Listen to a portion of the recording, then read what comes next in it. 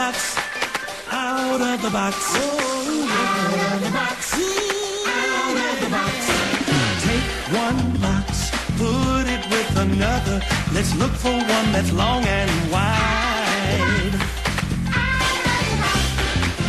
You come too. We'll build a house together. Now what's it gonna be inside?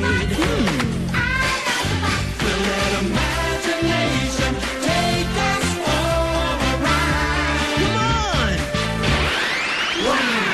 Out of the box. Yeah, when you arrive. Out of the box. Pictures come alive. Out of the box. There's music in our hands and in pots and pans. Out of the box. Oh yeah. It's here in the box. It's really up to you. What comes out of the box? Oh yeah. Out of the box. Out of the box.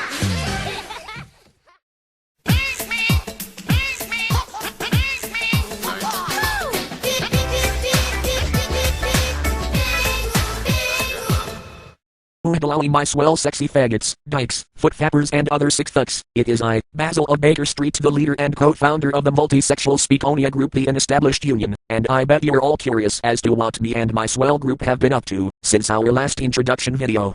And if you already know the answer by now, then shut up and listen. Now then, for those of you who remember the events of DW Forever 91's secret missing episode of Count Duckula, which featured the first ever on-screen appearances of our two Footster members Mooncock Moonrock from the Pebbles and Bem Bem Show and his pedal pal Quack Up Duck from Yogi's Galaxy Goof Ups. But you may have also noticed that it also featured our latest additions to the team by the names of Kay and Yuri, from the anime series and franchise known as Dirty Pair, and of course those swell 7 superheroes, the Big Bad Beetleborgs, from Big Bad Beetleborgs. Well, my fellow sick fucks, I am happy to announce that during the time of those swell events, we have been busy recruiting some new members into the Unestablished Union.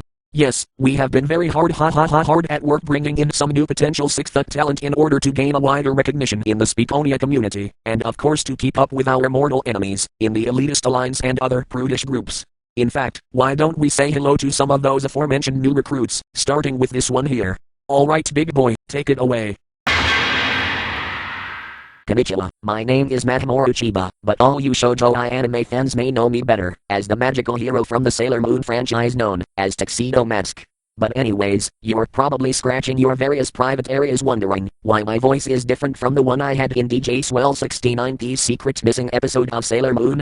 Well, to put it simply, Beastju92 was too lazy to record the Ivona Joey voice off the demo site using Audacity, so he just decided to go with another voice that matches the one of my anime series that he could use with his Text-Aloud program. But I'm sure that, if and when I'm ever used again in some other YouTubers' videos, they can gladly go back to giving me my original Ivona Joey voice. Hataha. All the king's horses and all the king's men, couldn't put the fourth wall back together again. Well, it's best we get that joke out of the way sooner than later.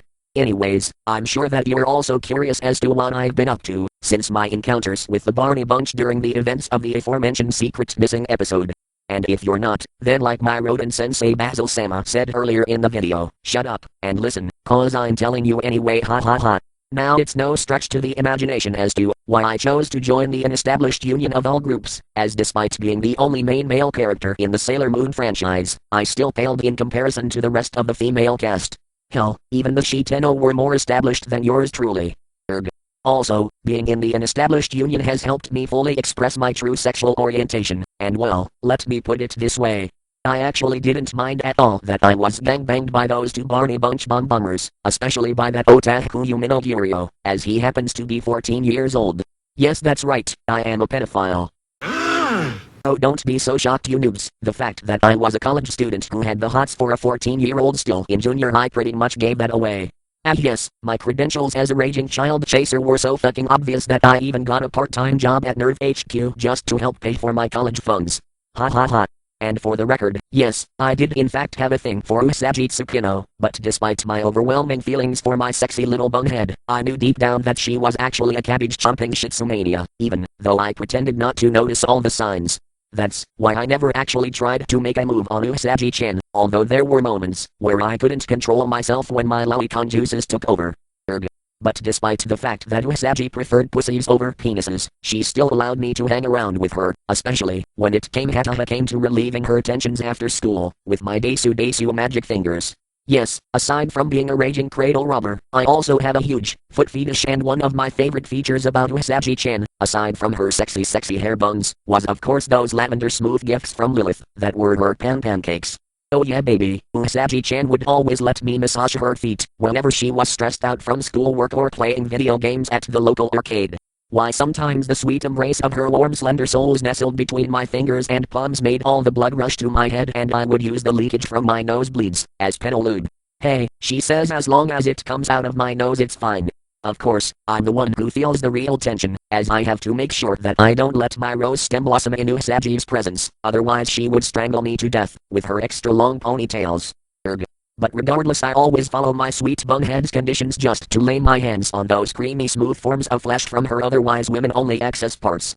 And when I'm done pleasuring those tender toes, I rush to the nearest secluded area and pray like hell that Lilith grants me that sweet release. It's just as swell as it sounds. But even if the love of my life is a raging tuna tugger, you can rest assured that I'll still fight to protect her, as my alter ego Tuxedo Mask, along with the rest of my unestablished allies, as I uphold the glory and swellness of my new mouse master Basil-sama. In the name of love, justice, swellness, and of course ponophilia, I'll punish you. Nope, even saying that line doesn't make me feel any more established than I already am. Oh well, it was worth the shot, hataha. Anyways, since Usagi is pretty much out of the question, perhaps I should try my luck with the other senshi instead. Come to think of it, I remember that Reihino chick having the hots for me in season 1, and the chances of her actually giving that try-hard Yuichiro Kumada any kind of satisfaction is pretty fucking slim. Maybe I should get reacquainted with Rei-chan, for old time's sake. Wink. But I'd best be quick about it, as I hear my old college roomie and BFF Motoki Furuhata is considering asking her out. Yes, Motoki is also a raging pancake chomper. In fact, it was actually Momo-kun who introduced me to ponophilia in the first place. Yes, he's a bisexual, by the way. And ever since my aforementioned encounters with the Barney Bunch, I'm a lot more open-minded around Momo-kun, especially when he makes his foot advances towards me. Wink.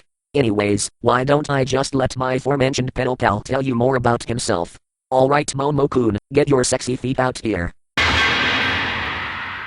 Why, hello there, my fellow Portland playmates. My name is Motoki Furuhata, and everything my BFF Momo-kun says is true. That I happen to be a toe-tugging, heel-humping, soul-sliding pancake connoisseur. Unlike my aforementioned joined at the heel pedal partner, I am also somewhat of a pedophile.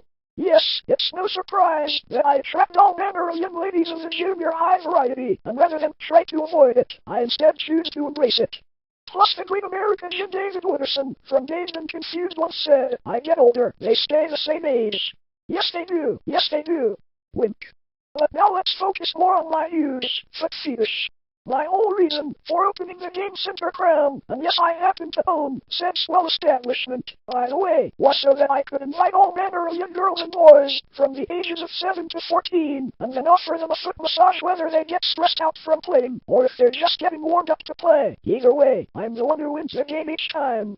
I also have a no-shoes policy here at the Game Center crown. Whenever you enter my Swell establishment, be sure you remove anything covering those pancakes.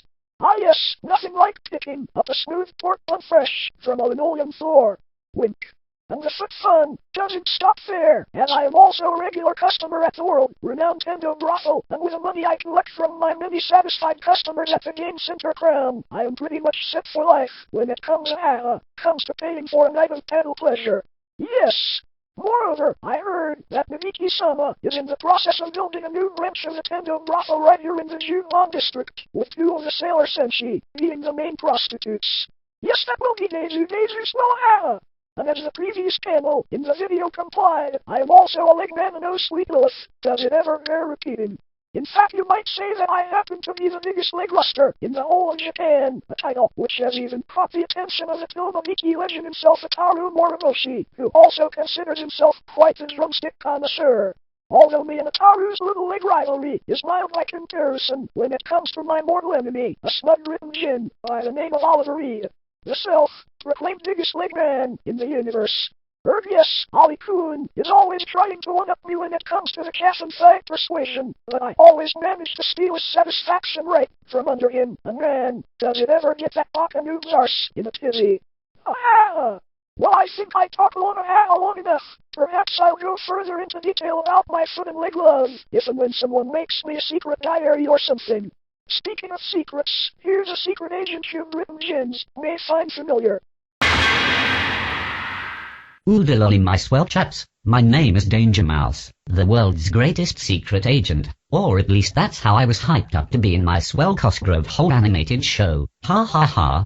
But anyways, I'm sure that you're all itching to know why I'm in the Unestablished Union and what my sexual orientation is. Well folks, that there is a secret that shall only be revealed if and when someone does a secret missing episode of yours truly. Yes. All the king's horses and all the king's men couldn't put the fourth wall back together again. Good grief! Anyways, my good viewers of YouTube land, I will however tell you about my recent activity as a now Swell member of the Unestablished Union.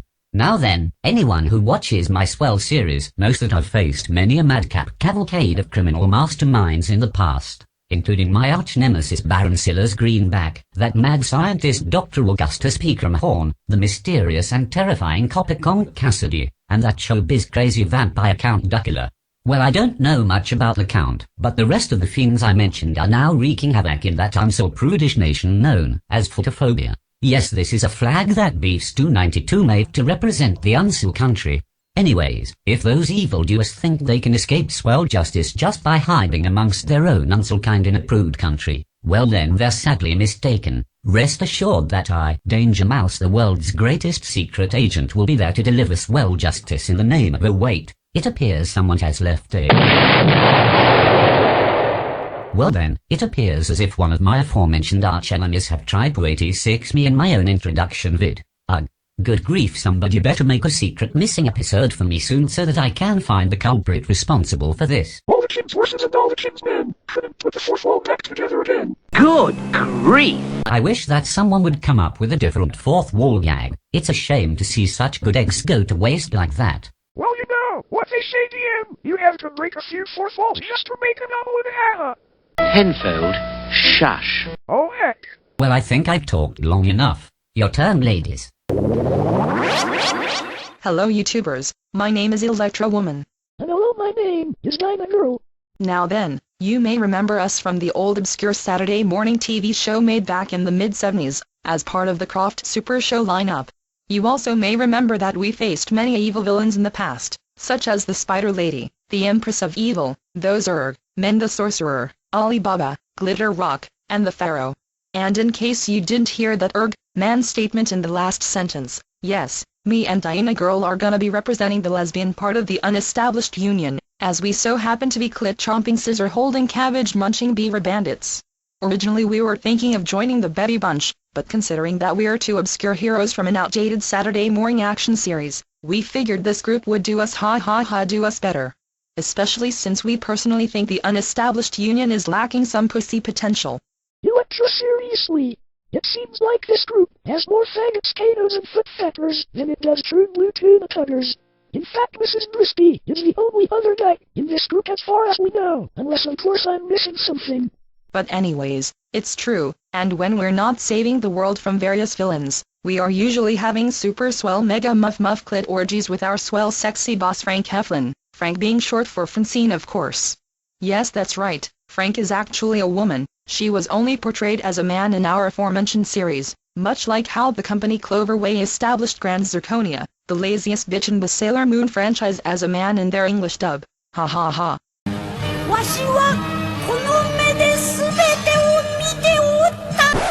Hey, if you're going to rustle in on my territory, then at least be fucking original. Drink! Much better. Speaking of those bitches in the Repulsa Republic, we also heard that our aforementioned female foes have been recently indoctrinated in that unswell group of crooked crackers. Erg, well, I can't say I blame the Repulsa Republic for wanting to recruit new members. After all, their joke of a queen has been getting endless migraines ever since she lost her own dot to that podophiliac group Laudel done after being raped further out of the shoe closet. Also, her evil spell wore off on Paula Hutchison and she hasn't been seen since those events. And it turns out that the witches 5 from Sailor Moon S were actually double agents spying on the group this whole time. Oh yeah, didn't we mention?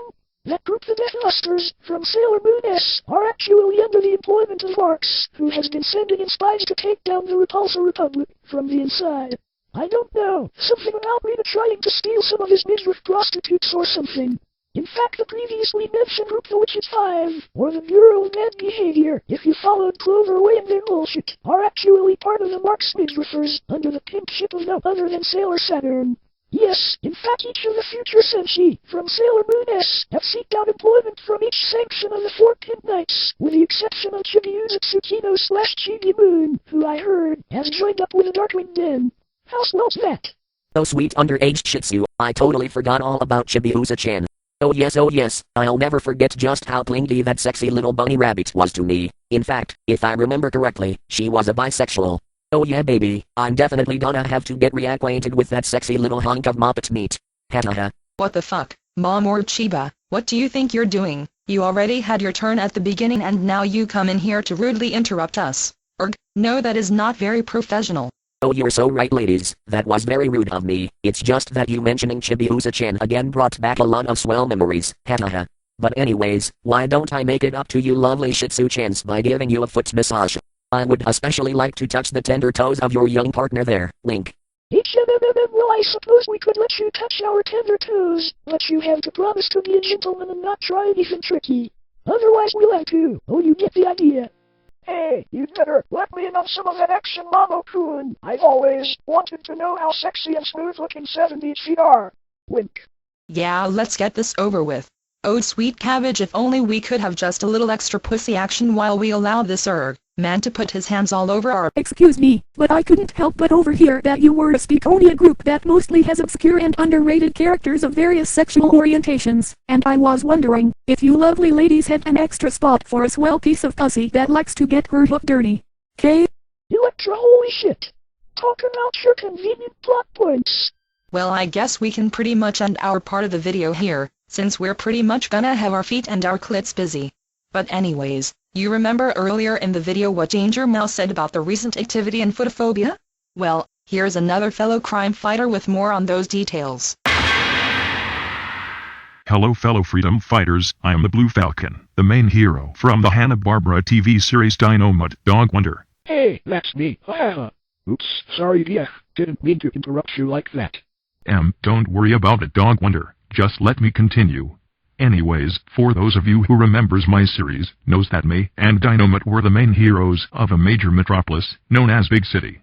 Well, that much is true, but what most people don't know, is that Big City is actually not located in the United States like our show led you to believe. That's right, Big City is actually one of the major capitals of the prude nation, known as photophobia.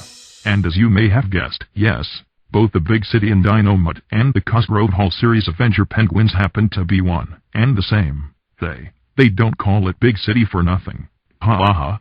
Things in this once proud metropolis have been going downhill since Black Wolf's forces and Scorch One killed off the president of our fair city, and has since then been under the watchful eye of that mad prude fucker Caractacus P. Doom.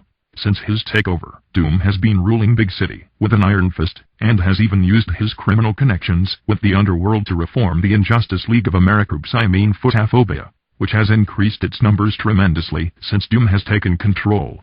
But luckily I, as well as Dynamite, don't have to worry about fighting the evil forces of Big City alone. We also have our small group of freedom fighters known as the Scooby-Doobies, under the leadership of the legendary Hanna-Barbera Mystery Twosome Scooby and Shaggy. Yes, aside from being an adult team for the Laugh Olympics, which we'll touch on later in the video, the Scooby-Doobies are also a Freedom Fighter Alliance group, which is part of the photophobia resistance movement. But of course all of you remember our Team Best from the Laugh Olympics, an annual event which was started back in the 1970s by that fatherfucker Yogi Bear, the former sickest fuck in the universe. You see, the Laugh Olympics are more than just an athletic event, it's more like a game of survival. Sort of like the Hunger Games, or to a lesser extent, like the Davy Back fight in One Piece. And now that Yogi Bear and his group are currently raging war with the Danny Duntai, you can bet your sweet dildos that he'll get that group involved in this as well. But you can rest assured that we, in the Scooby-Doobies, along with our major allies in the Really Rottens, will be more than happy to offer our assistance to Danny and his group whatever possible. Well, I think that's it for now. Yeah, now here's another member whose gadgets are just as swell as yours truly. JoJo Gadget Introduction. Yes, it is I, Inspector Gadget, and it's time I revealed some home truths about yours truly. We folks, as you could tell by both statements, I am a half French, half Canadian creation, as my classic Vic Entertainment Direction series will tell you. Of course, the mustache they gave me in my design, in my first ever pilot, was kind of a dead giveaway of my French origins, wink.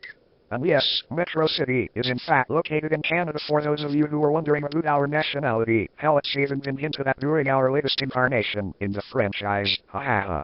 The next home truth is that I've never actually been human, but rather I was originally a podophilic sex toy made by the Metro City branch of Medical Mechanica. I was later recruited by the Canadian government to be converted into a crime-fighting machine. Which all leads to the next home truth, and this one is the big daddy, and that is that Penny is not actually my niece, but rather her and Brain have been the real secret agents taking down Dr. Claw and his brutish schemes this whole time. What a twist! It's true. I've been posing as Penny's uncle this whole time as a cover so she could keep a low profile, as I also served as a decoy to distract Madam's agents, while Penny foils their plans, with Claw being none the wiser.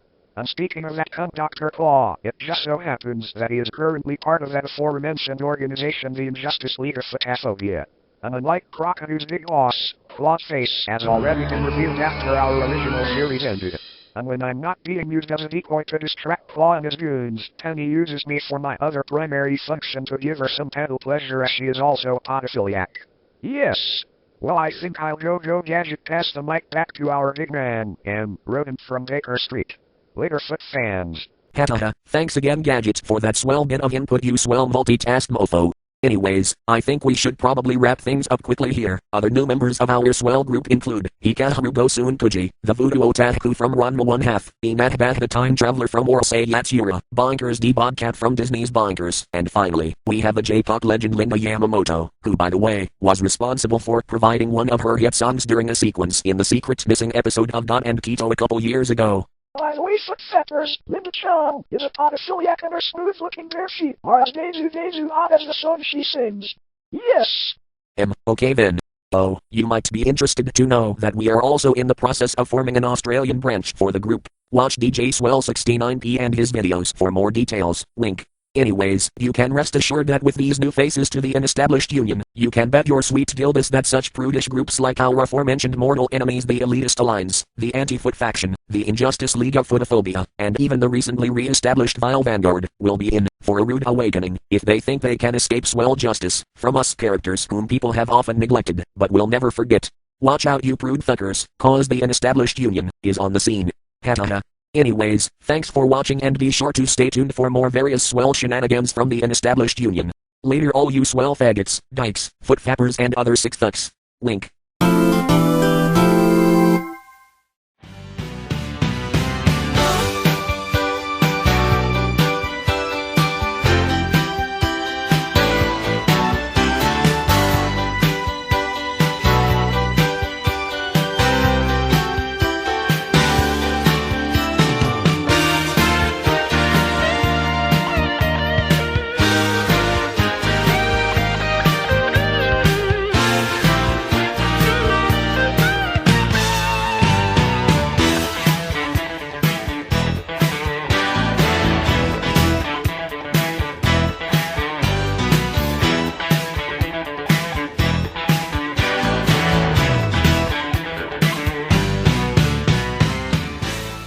So then, Gadget was nothing but a decoy this whole time.